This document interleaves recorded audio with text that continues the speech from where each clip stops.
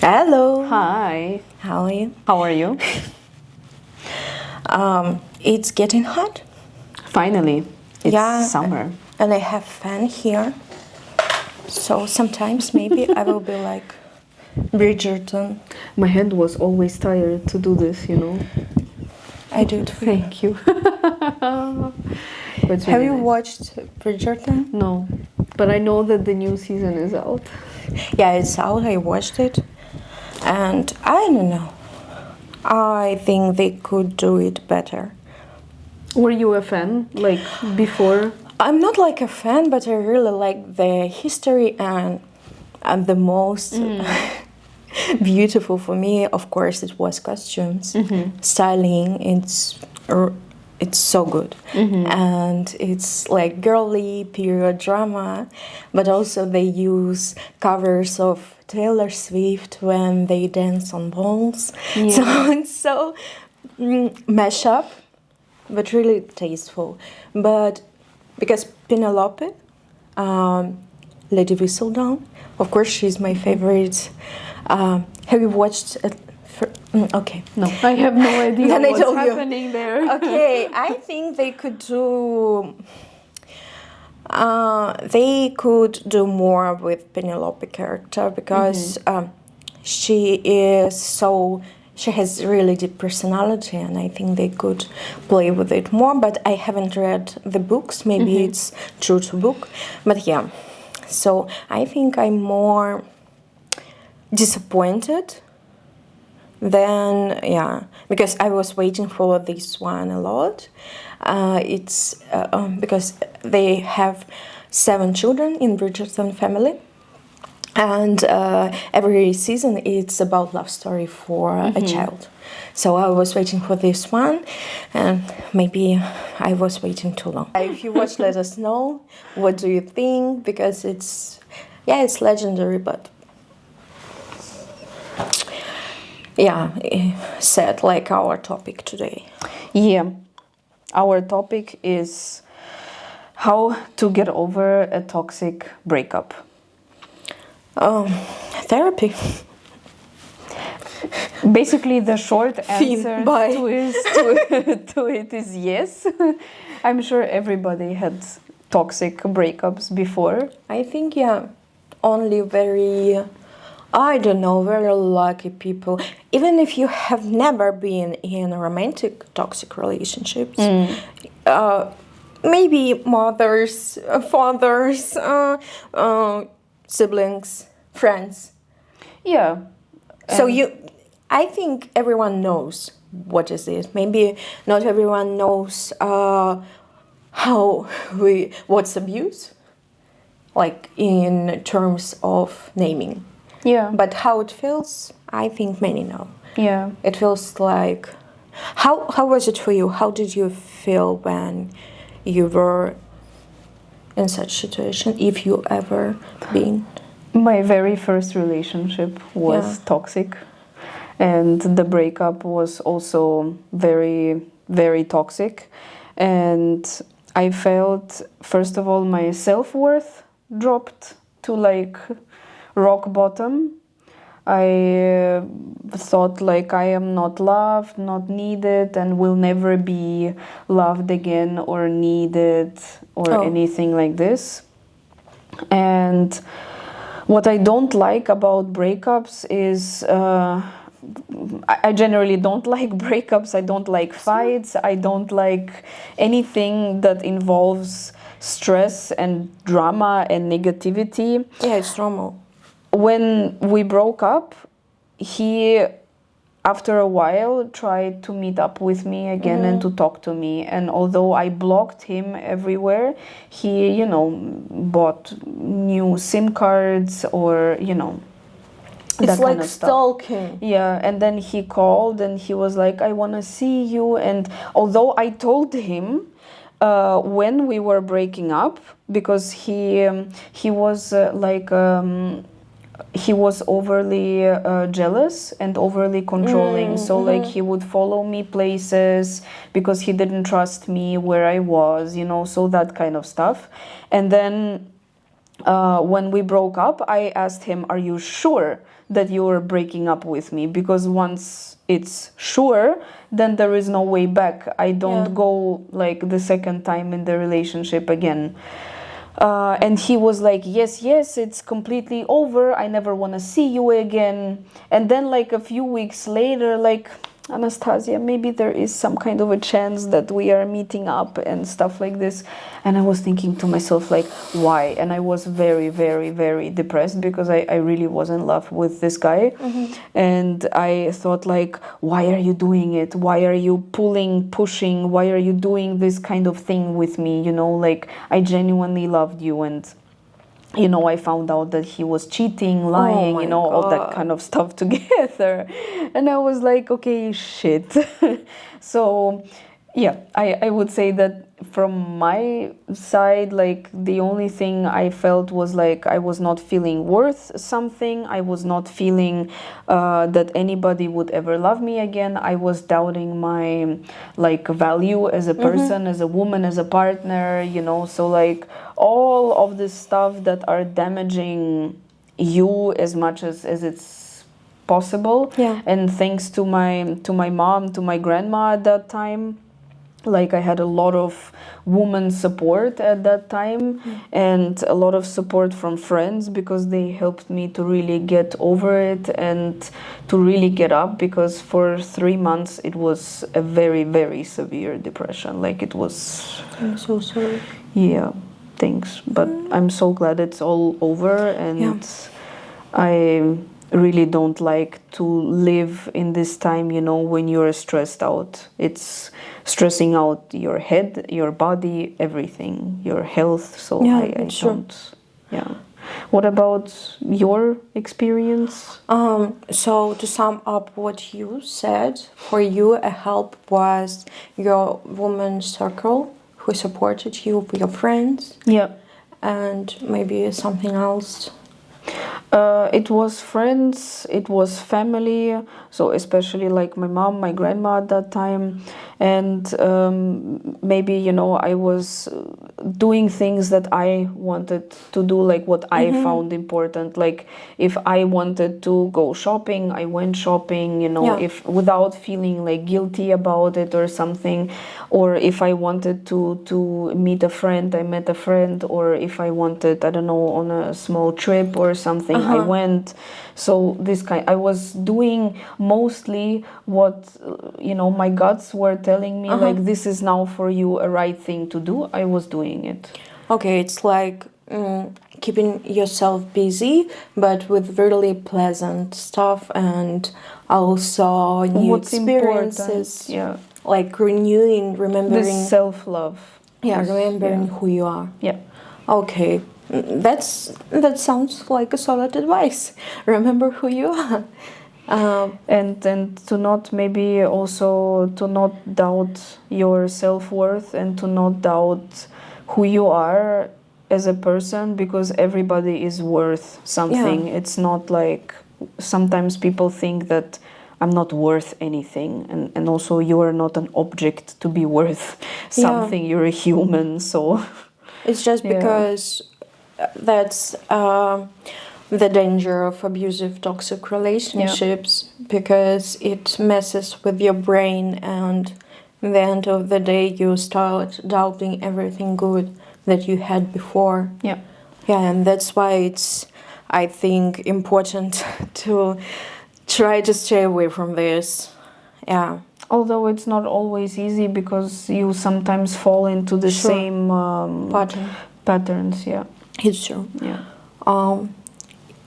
In my experience,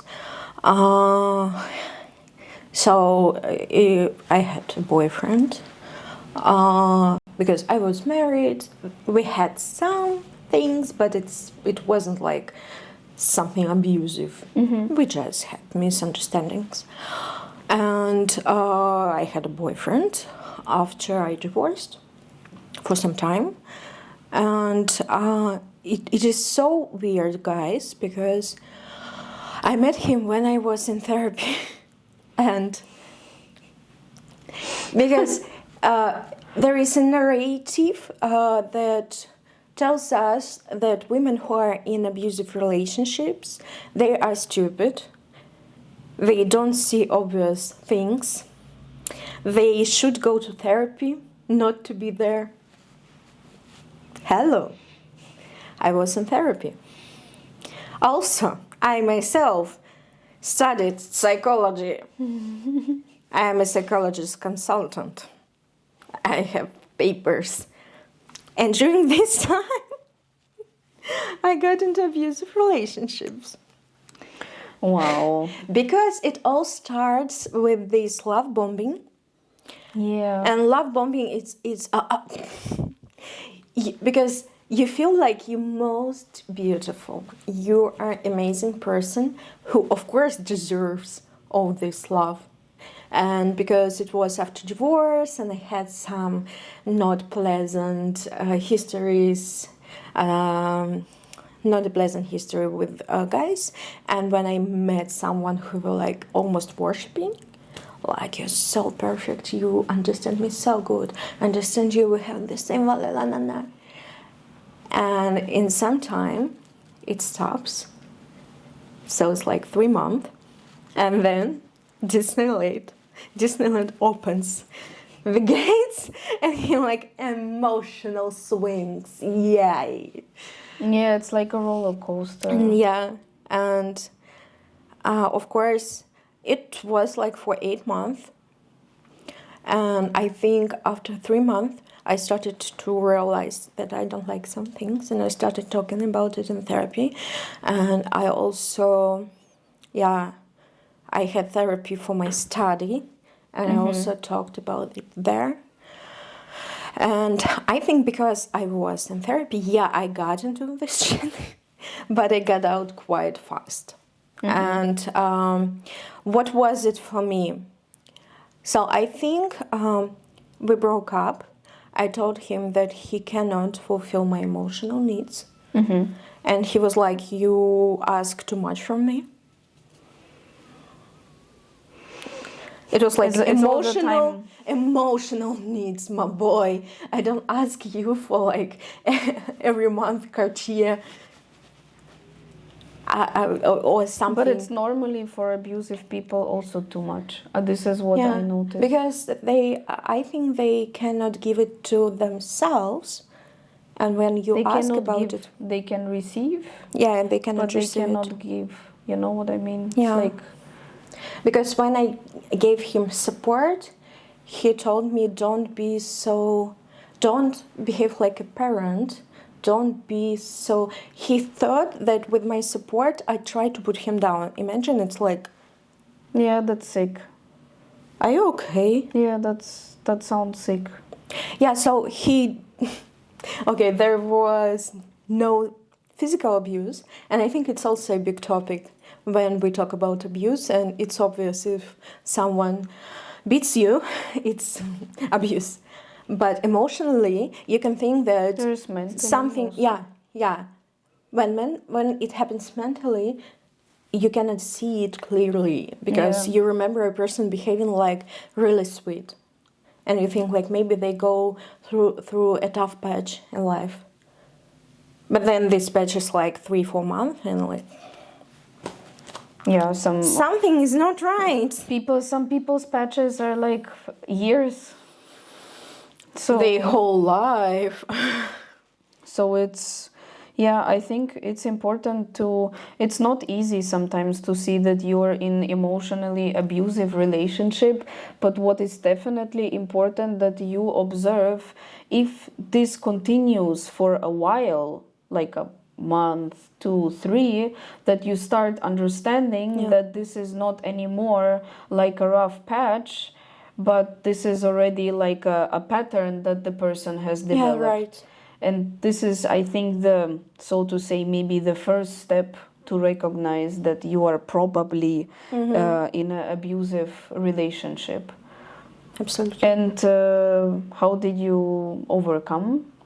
So, because I was in therapy, for me, it was not much about losing my self-worth.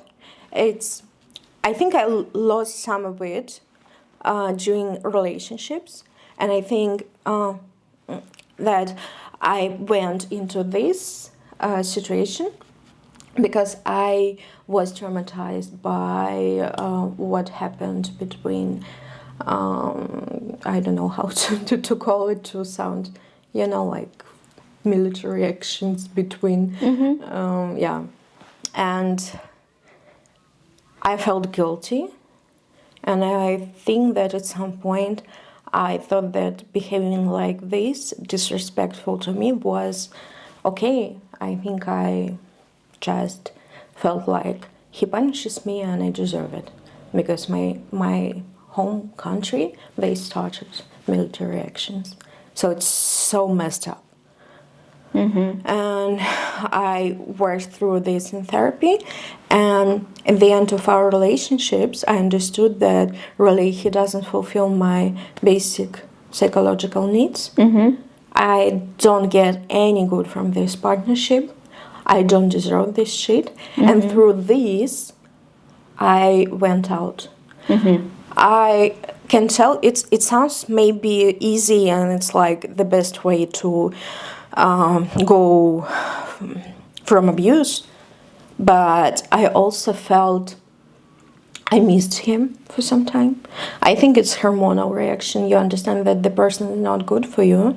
You are happier without him, but for some time you miss the presence, you miss some good moments. And I was crying for 4 days. I took pictures in the evening to document my mood. And 4 days, I know 3-4 days is going to be the hardest. Because even when you have all the facts, your hormonal reaction will be quite harsh. So I think it's important to keep it in mind. And even if you feel like, oh, maybe it's better when we're together, no, it's just your brain. And I think for me, it's still an issue. I work through it. That I don't trust men that much as it was before. Maybe it's actually good because I have this filter system multiplied. But on the other hand, it's harder for me to meet a person, a talk, to see. I have many negative fantasies about male partners I may encounter. So I think it's the wound that I got from this. And for me, it's still therapy, and also it is circle of friends who have the same values. Because when I was in that relationship, I saw examples of the same happening to my friends, and it was like, maybe it's all right. But now it's different. And I think friends, like people around you with the same values, and also therapy, and having trust in yourself, regaining trust to your feelings. I think it's what helps. It seems to me that you're talking about this layer of protection and this comfort zone that you're building up with. It's of course like a defensive mechanism, because I also have the same. I have it generally the same with people. Doesn't matter if it's friends or like when I used to be single, when it was partners. Doesn't matter if it's a man, a woman, because I believe that anybody can stab you in the back. It can be a friend, it can be a partner, it can even be family. So I do not believe that it's just and only men. I believe that anyone has the capability of seriously hurting your heart and traumatizing your head and your soul and everything.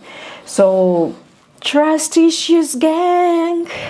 Yes, but I think we have such a big gang around the world with trust issues, so we're definitely not the only ones. Yes. unfortunately, but there is nothing bad about having this this defense, self-defense layer. I don't think that this is anything bad. You're keeping your guard up, and you will not let your guard down until you really see that somebody is worth it. And I don't see a problem there. I think it's even mature to It's mature have some, because you're not like a little girl like la la la la la. Oh, somebody took me on a date, so I'm gonna tell him all my secrets, get in a relationship with him, and then basically get fucked over and then traumatized again. And no, this because we already had it. Exactly, because we already had it and we got over it, and I think we have just simply learned our lessons from it. I suppose. Yeah, and we share it here. If you feel comfortable with sharing your abusive relationship lessons, we are here. It would be wonderful to share knowledge. And if you feel like something is not right in your relationships, maybe it's good to go for counseling, some kind of therapy. Maybe to ask support in some women groups. I think you can search it in internet if you have some or you can send us a message, even a private message, where we're going to be happy to listen to you and maybe to give you some advice or a help, or just to reach our hands to those who are really struggling with something. Just support. We are not like medical professionals, but like girls support. The girl gang. Here. Girl gang. Thank you so much for sharing. Thank you. Yeah, it was so nice to talk about it in this more healed state, you know. And I think this talk was, at least for me, it was healing too. Yeah, same. And I know that we have our secure space with each other. Space for women and for each other. Yes. Thank you for being with us. Thank you. See you on the next video. Have a nice day. Bye.